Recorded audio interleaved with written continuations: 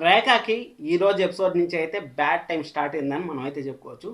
Bad time start అయిందంటే ఇక్కడ రేఖ కొడుకు మన లక్కీ ఉన్నాడు కదా, అక్కడ యాంటోని వచ్చి రేఖనైతే నాకు ఒక నెలకు ₹1,00,000 ఇవ్వాలి నువ్వు, లేకపోతే నీ నిజం బయట పెడతాను అనేసి అక్కడ వచ్చి ఒక అంటే పాతకాల ఫోటో అయితే చూపించాడు. అంటే యంగేజ్లో ఉన్న రేఖ ఫోటో అయితే మనకు చూపించి అక్కడ మన శృతి దగ్గర అయితే ఒక నోటెడ్ అయితే అయ్యాడు. అక్కడ నోటెడ్ శృతికి ఎందుకు అయ్యాడంటే దాని గురించి కూడా మాట్లాడదాం. అది అయిపోయిన తర్వాత మన రేఖ కంపెనీలో ఎంప్లాయీస్కి శాలరీస్ తీయకుండా ఎంత ఇబ్బంది పెడతా అంత ఇబ్బందికి మన రాజు అయితే అక్కడ పోయేసి మీకు నేను సపోర్ట్గా ఉన్నాను అనేసి మాట్లాడడం. అది అయిపోయిన తర్వాత హిందూ వచ్చి మా నాన్నగారు మా అమ్మ ఎంత గొప్పగా ఈ కంపెనీని తీర్చిదిద్దారు, వాళ్ళు ఉన్నప్పుడు మీకు ఎలాంటి ప్రాబ్లం లేకుండా ఎలాగైతే చూసుకున్నారో అలాగ చూసుకునే బాధ్యత నా పైన ఉంది, నేను చూసుకుంటాను అనేసి మన హిందూ అయితే అక్కడ ఎంప్లాయీస్కి అయితే భరోసా అయితే ఇచ్చింది. ఆ భరోసా 2 మిస్టేక్లు అయితే మన రేఖ దగ్గర నుంచి అయితే ప్రాబ్లం అయితే స్టార్ట్ అయిందని మనం అయితే చెప్పుకోవచ్చు. అసలు అప్కమింగ్ ఎపిసోడ్స్లో ఎలా ఉండబోతున్నాయి, ఎలాంటి ట్విస్టులు రివీల్ అవ్వబోతున్నాయి అనేది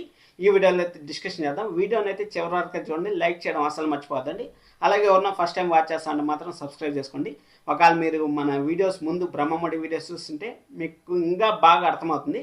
నిన్న నేను కొన్ని కీ పాయింట్స్ అయితే చెప్పాను. ఏం చెప్పాను? గురుదేవు గురు బ్రహ్మ మహావిష్ణు అనేసి అయితే చెప్పాను కదా. గురుదేవ్ అంటే అమ్మ నాన్న, తర్వాత గురువు, తర్వాత దైవం అని చెప్పాను. ఈరోజు అపర్ణ గారు కూడా అదే ఫీల్ అయ్యారంటే నేను ఎంతో గర్వపడతా అండి, హిందూని ఒక స్థాయికి తీసుకొచ్చాను, హిందూని ఆఫీస్కి పోయింది.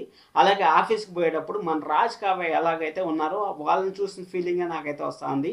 అక్కడ వాళ్ళిద్దరు మెట్లు దిగి వస్తూ ఉంటే మనము ఎన్నోసార్లు చూసాం రాజ్ కావ్య ఆ విధంగా డ్రెస్అప్ అయ్యేసి ఆఫీస్లో ఏదైనా మీటింగ్స్ ఉన్నా సరే, ఏదైనా ప్రాబ్లమ్స్ ఉన్నా సరే, ఆ ప్రాబ్లమ్ని ఒక్కొక్కసారి రాజ్ సాల్వ్ చేయనప్పుడు మన కావ్యాన్ని తోడు తీసుకొని ఆఫీస్కి వెళ్ళాలి, మార్నింగ్ వెళ్ళి క్లయింట్స్తో మాట్లాడాలి, లేకపోతే ఈ విధంగా ప్రాబ్లం ఉంది అనేసి ఎన్నోసార్లు ఆ ప్రాబ్లమ్స్ని అయితే సాల్వ్ చేస్తారు. అదేవిధంగా నిన్న ఎపిసోడ్లో మన రాజ్ కావ్యలాగా అక్కడ హిందూ అలాగే రాజు ఆ డ్రెస్అప్ వేసుకొని వాళ్ళు వచ్చి దిగినప్పుడు ఖచ్చితంగా అపర్ణ గారికి కూడా సంతోషం. ఎందుకంటే ఒక గురువులాగా మారి ఎంతో చేసింది హిందూకి. అసలు ఆ హిందూ రోజు కాళ్ళు కడిగినా కానీ తప్పలేదని మనం అయితే చెప్పుకోవచ్చు. ఎందుకంటే వాళ్ళ అమ్మా నాన్న లేకపోయినా కానీ అక్కడ అమ్మా నాన్న లాగా మారి అక్కడ మన అపర్ణ గారు ఎన్నో అవమానాలు పడతాయి, ఎలాగోలా బతకాల్సిన అపర్ణ గారు హిందూ కోసం అనేసి అణిగి మణిగి అక్కడ ఉంది. కాబట్టి ఖచ్చితంగా అపర్ణ గారికి అయితే హ్యాండ్స్ సెల్యూట్ చేస్తాను అసలు. సరే అనేసి ఈరోజు ఎపిసోడ్లో కానీ వెళ్ళిపోయినట్టయితే ఎపిసోడ్లో ఏం జరిగిందని తెలిస్తేనే మనకు అప్కమింగ్ ఎపిసోడ్స్ ఏం జరుగుతుంది అనేసి మనకు ఒక క్లారిటీ అయితే వస్తుంది కదా. ఎపిసోడ్ అయితే మనకు మొత్తానికైతే అక్కడ మన భ్రమరాంబ గారి కార్ అయితే మన రాజు అయితే కొట్టేశాడు. ఎందుకంటే కంత్రి తెలివిలు, మామూలు కంత్రి తెలివిలు కాదు. అక్కడ డబ్బు ఉండేటప్పుడు ఎలాగైతే కంత్రిలాగా బిహేవ్ చేసి అందరినీ తన వైపుకి అయితే తిప్పుకున్నాడో అదేవిధంగా ఇక్కడ మేనల్లుడు పోలికల రూపంలో, అంటే మేనల్లుడికి అదే పోలికలు ఎగ్జాక్ట్గా పోలికలు అయితే వచ్చాయి. అక్కడ కంత్రిలాగా అక్కడ కీస్ కొట్టేసి ఈ కీస్ నువ్వు పెట్టుకో, ఈ కార్ కీస్ మాత్రం నేను తీసుకుంటా అనేసి మొత్తానికైతే కార్ని తీసుకొని దర్జాగా ఒక ఓనర్ లాగా అయితే బాగా రిచ్ డ్రెస్ వేసుకున్నప్పుడు రిచ్ కార్లో పోవాలి, అలాగే ఫాస్ట్గా పోవాలి అనేసి నాకైతే డ్రీమ్స్ ఉంటాయి అనేసి ఖచ్చితంగా ఉంటాయి. ప్రతి ఒక్క మిడిల్ క్లాస్ వాళ్ళకి ఒక్కొక్క డ్రీమ్ అనేది ఉంటుంది. అది ఒక్కొక్కరు పెద్ద ఇల్లు కట్టుకోవాలని ఒక డ్రీమ్ ఉంటుంది, ఒకరు వచ్చి ఫుల్ పెద్ద కార్లు కొనాలనే డ్రీమ్ ఉంటుంది, పెద్ద బైకులు కొనాలనే డ్రీమ్ ఉంటుంది. ఆ విధంగా మన రాజుకైతే ఎప్పటి నుంచో పెద్ద బిజినెస్ మ్యాన్ అవ్వాలి, అలాగే పెద్ద కార్లు తిరగాలి, పెద్ద సూటు బూట్ వేసుకొని ఒక కంపెనీ పెట్టాలి అనేసి ఆశ అయితే ఉండింది. ఆ ఆశ అయితే తెలియకుండానే, అంటే దేవుడు ఎలా ఉంటారంటే ఎవరో మనకి సాయం చేయరు, మనకు దేవుడే దిగొచ్చి సాయం చేయాల్సిన పనిలా మన చుట్టుపక్కల ఉండే వాళ్ళే మనకు చేయిస్తే చాలు అదే దేవుడు అని మనం అనుకుంటాం. ఇక్కడ ఆ దేవుడి రూపంలో మాత్రం డెఫినెట్గా అయితే మనకు ఐశ్వర్య అయితే హెల్ప్ చేసిందని మనం అయితే చెప్పుకోవచ్చు. ఐశ్వర్య ఏం హెల్ప్ చేసింది? ఐశ్వర్య చెడ్డది కదా అని మీరు అనుకోవచ్చు. ఐశ్వర్య చెప్పడం వల్లనే కదా అక్కడ హిందూని మనం కిడ్నాప్ చేశారు. హిందూని కిడ్నాప్ చేసిన తర్వాత హిందూకు 1,000 కోట్ల ఆస్తి ఉందని తెలిసింది. 1,000 కోట్ల ఆస్తి ఉంటే ఆ ఆస్తిని ఎలాగైనా సరే వాళ్ళు సొంతం చేసుకోవచ్చు అనేసి మన రాజు అయితే ప్రయత్నం చేయడం, మళ్ళీ అక్కడ ఫ్రెండ్షిప్ అనేది కోరడం, రాజుకి హిందూకి ఫ్రెండ్షిప్ అనేది కోరడం కుదిరిన తర్వాత ఇక్కడ హిందూ పెళ్ళిని తప్పించుకోవడం కోసం అంటే అబ్బాయి మంచోడుగానే ఉండడు చూడడానికి. ఎందుకంటే ఇక్కడ లక్కీ లాగా రేఖ బుద్ధి అయితే రాలేదు, కానీ వాళ్ళ నాన్నగారి బుద్ధి అయితే వచ్చినట్టుంది. మంచిగానే ఉన్నాడు, కానీ కొంచెం హెడ్ వెయిట్ ఉంటుంది కదా, అంటే డబ్బు ఉంది, మా అమ్మ అంత స్టేజ్లో ఉంది, ఇంత స్టేజ్లో ఉంది అనేసి హెడ్ వెయిట్ అనేది ఉంటుంది కదా. ఆ హెడ్ వెయిట్ కూడా తగ్గిపోతుంది, వెరీ సూన్ తగ్గిపోతుంది. అక్కడ ఆ విధంగా మొత్తానికైతే హిందూకైతే మన రాజు పరిచయం అవడం వల్ల, ఆ కిడ్నాప్తో కొంచెం దగ్గర అవ్వడం వల్ల, వాళ్ళు ఎలా ఉన్నాడు ఏమనేసి తెలుసుకోవడం వల్ల మన హిందూ అయితే ఆ ఇంటికి పెళ్ళి కాకపోయినా కానీ పెళ్ళి అయినట్టయితే తీసుకొచ్చింది. కాబట్టి అక్కడ ఓకే, అంటే దేవుడు చెప్తాను చూడండి, ఐశ్వర్య రూపంలో దేవుడు అక్కడ హిందూని రాజుని ఒక దగ్గర చేస్తే అక్కడ దగ్గర చేసిన తర్వాత ఆ ఇందు ప్లాన్ చేసుకొని మన దుగ్గిరాల ఇంటి వారసుని మళ్ళీ ఇంటి భార్యగా తీసుకొచ్చింది. అదే చెప్తా ఉంటారు కదా, మన శృతి చెప్పింది కదా, దేవుడు నీకు తెలియకుండానే నిన్ను ఆ ఇంటి వారసుని చేశాడు, నువ్వు ఆ అమ్మాయి మెడలో తాళి కట్టేలాగా చేశాడని చెప్పింది కదా, అదే ఎగ్జాక్ట్గా జరిగింది. సరైన మొత్తానికి అయితే ఆఫీస్కి అయితే వెళ్ళారు. ఆఫీస్ కార్ తీసుకొని వెళ్ళేటప్పుడు మన అపర్ణ గారు అయితే చాలా చాలా సంతోషం అయితే పడ్డారు. అంటే ఇక్కడ ఆఫీస్లో ప్రాబ్లమ్స్ అన్ని సాల్వ్ అవబోతున్నాయి అనేసి ఒక పక్క హ్యాపీ. ఇంకోటి ఏమంటే అక్కడ మన కొడుకు ఇప్పుడు సొంత కొడుకు దగ్గరికి వచ్చినప్పుడు ఎలాగైతే ఫీల్ అవుతుందో అమ్మ, ఆ ఫీలింగ్ అయితే నాకు వస్తూ ఉందండి. అసలు మన బిడ్డలాగా అనిపిస్తుంది. కానీ అక్కడ చూస్తే ఏమో వాళ్ళు ఏమో తప్పు చెప్తా ఉంటారు. వాళ్ళు కూడా కన్సర్న్ అయితే ఏమంటే, ఇప్పుడు రాజే అక్కడ వాళ్ళ ఇంటి వారసుడు అని తెలిస్తే అక్కడ రాజ్కి రేఖ ప్రమాదం కల్పిస్తుంది అనేసి అక్కడైతే మన అపర్ణ గారికి నిజం చెప్పకుండా వాళ్ళైతే హోల్డ్ చేశారు. అపర్ణ గారికి అయితే రక్త సంబంధం అనేది టచ్ చేస్తుంది. ఎందుకంటే అపర్ణ గారు వాళ్ళ సొంత మనవాడు కాదని తెలిసినప్పుడే ఆ అబ్బాయిని ఎంత దగ్గర తీసుకున్నారు. అసలు ఒక సొంత మనవాడిలాగా ఫీల్ అయ్యారు. మళ్ళీ సొంత మనవాడు అని తెలిసిన తర్వాత ఇంకా ఎంత దగ్గర తీసుకున్నారో మనకు తెలుసు. అలాంటి సొంత మనవాడు అసలు పరిచయం లేనప్పుడే అంత దగ్గర తీసుకున్న ఆ రక్త సంబంధం అనేది అలా కలిసివేస్తూ ఉంటుంది మనుషుల్ని. ఆ కలిసివేసే దాంట్లో మన అపర్ణ గారికి నా కొడుకు దగ్గరకు వస్తా అన్నట్టుంది, నన్ను చూస్తా అన్నట్టుంది అనేసి మాట్లాడడం బాగా అనిపించింది. అక్కడ మన సుభాష్ గారు కూడా ఓకే అపర్ణ, ఏం కాదులే, మన ఆఫీస్ బాగుంటుంది, రేఖకైతే బుద్ధి చెప్పేదానికి అవకాశం అయితే వచ్చిందనేసి మన సుభాష్ గారు కూడా అనుకున్న తర్వాత ఆఫీస్లో అయితే ఎంప్లాయీస్కి శాలరీస్ లేదనేసి వాళ్ళంతా పెన్ షట్ డౌన్ చేశారు అని, పెన్స్ అంతా కింద పెట్టేశారని మన శృతి వచ్చి చెప్పింది. అంటే డిజైనింగ్ అయ్యలేదంట, ఏం చేస్తా ఉంటారు, ఏం చేయలేరా అనేసి మన రేఖ అయితే పెద్ద పెద్ద మాటలు మాట్లాడుతూ ఉంటే అక్కడ పెన్స్ అంతా షట్ డౌన్ చేశారంటే, ఇక్కడ మామూలుగా కంప్యూటర్ షట్ డౌన్ చేస్తారు, లేకపోతే వర్క్ షట్ డౌన్ చేశారు అని చెప్పేసి అంటారు కదా, ఇక్కడ పెన్స్ షట్ డౌన్ చేశారంటే పెన్నులు కింద పెట్టేస్తారు. అంటే డ్రాయింగ్స్ ఏమీ గీయట్లేదు, ఎందుకంటే మనం శాలరీ ఇస్తేనే వాళ్ళు డ్రాయింగ్స్కి ఇస్తారంట అనేసి మన శృతి అయితే చెప్పింది. అందరి దగ్గరికి వచ్చి ఏదో గలాట్ చేద్దాం, ఎక్కడైనా సరే ఎంప్లాయీస్ని ఈరోజు కావ్యరాజు అంటే హిందూ మన రాజు ఎలాగైతే కన్సిడర్ చేశారు, అంటే మీ శాలరీస్ ఎక్కడికి పోవు, మన కంపెనీ కొంచెం కష్టాల్లో ఉంది, ఆ కష్టాల నుంచి మనం గట్టెక్కిన తర్వాత మీకు శాలరీస్ అనేది ఇస్తాను, ఎక్కడికి పోవు అనేసి వాళ్ళైతే చెప్పాలి. ఆ విధంగా కన్విన్స్ చేసేది వదిలేసి వాళ్ళ పైన రెచ్చగొడితే ఖచ్చితంగా వాళ్ళు కూడా తిరగబడతారు. వాళ్ళు తిరగబడితే ఎవరికి నష్టం, మనకే నష్టం. ఎందుకంటే మనం డ్రాయింగ్స్ గీయలేం, మనం మార్కెటింగ్ చేయలేం. ఒక మనిషి అన్ని పనులు చేసేటట్టయితే ప్రపంచంలో ఊరికి పని ఉండదు. అర్థమైందా? ఆ విధంగా ఎవరు చేయాల్సిన పని వాళ్ళు చేయాలి. నువ్వు ఓనర్ స్థానంలో ఉండవు, ఓనర్ లాగానే ఉండాలి.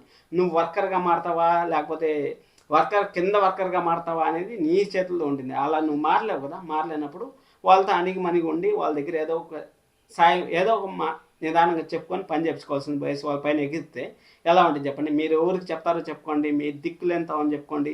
అలాగే మీరు వేరే కంపెనీలో పోయి జాయిన్ అవ్వాలన్నా సరే మీకు మంచి స్కోప్ ఇవ్వను అనేసి అంటే అక్కడ మన రాజు వచ్చి నేనున్నాను మీకు సపోర్ట్గా అనేసి ఇలా చెయ్యెత్తి మంచిగా సపోర్ట్ అయితే చేశాడు. సపోర్ట్ చేసిన తర్వాత మీ శాలరీ ఇదంతా నేను క్లియర్ చేస్తాను, నేను అండగా ఉంటానంటే మన రేఖ అయితే సింపుల్గా తప్పించుకొని తెలిపింది.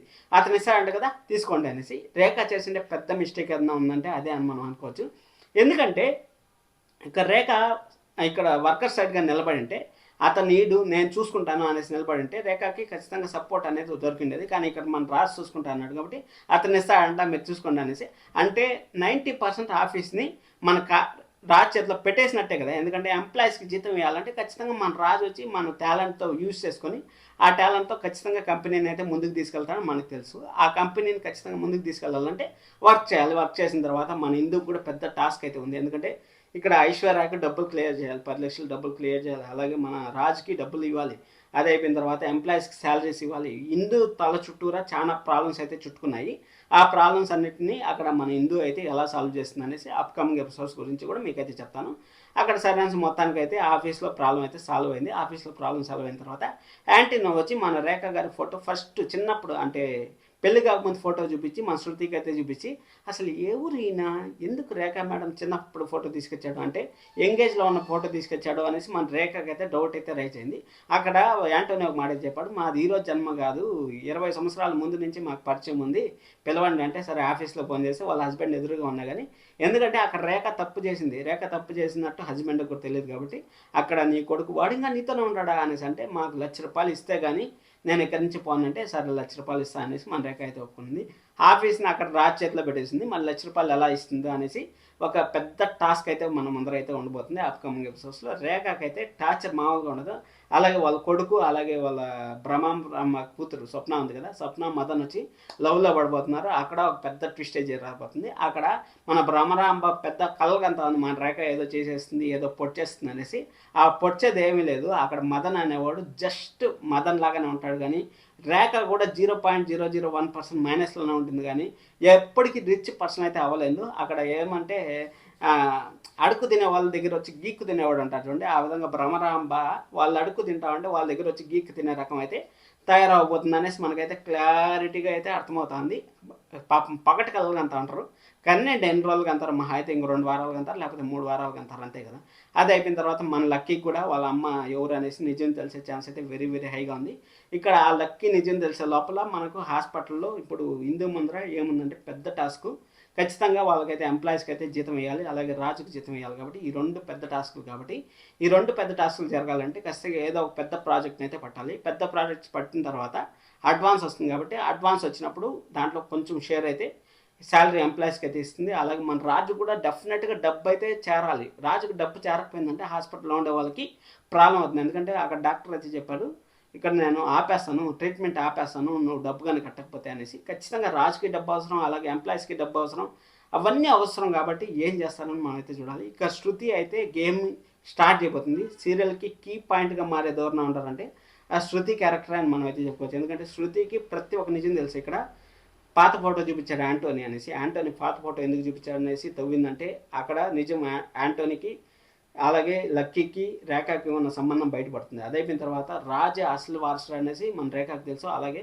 వాళ్ళ నాన్నగారి ఫోటో చూసే ఛాన్స్ కూడా వెరీ వెరీ హైగా ఉంది. ఎందుకంటే మన హిందూ ఇంతవరకు వాళ్ళ నాన్నగారి ఫోటో చూడలేదు, కాబట్టి నాన్నగారి ఫోటో చూసే ఛాన్స్ కూడా వెరీ హైగా ఉంది. హిందూ దగ్గరికి ఒక్కసారి కానీ ఆ ప్రాబ్లం వచ్చిందంటే ఆ ప్రాబ్లం ఎలాగైనా సాల్వ్ చేయగలిగే సత్తా మన హిందువులు అయితే ఉంది. అందుకోసం డెఫినెట్గా హిందూ ఆ రాజు ఎవరు, అసలు ఏమి, వాళ్ళ సంగతి ఏమి, వాళ్ళ నాన్న, మా మేన, మా బావ అనేసి హిందూ కూడా తెలుసుకునే ఛాన్స్ అయితే వెరీ హైగా ఉంటుంది.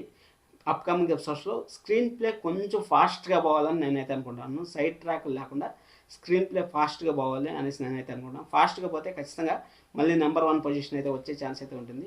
నాకు తెలిసినంత వరకు ఈ వారం నెంబర్ 1 పొజిషన్ వస్తుందా లేదా అనేసి కొంచెం కన్ఫ్యూజన్గానే ఉంది. 50-50 ఛాన్సెస్. చూద్దాం ఏం జరుగుతుందని రేపు ఎపిసోడ్లో మాట్లాడుకుందాం. Love you all, thank you so much. Subscribe to Kiran Ramaneni, Brahmamudi fans, real fans. Thank you so much.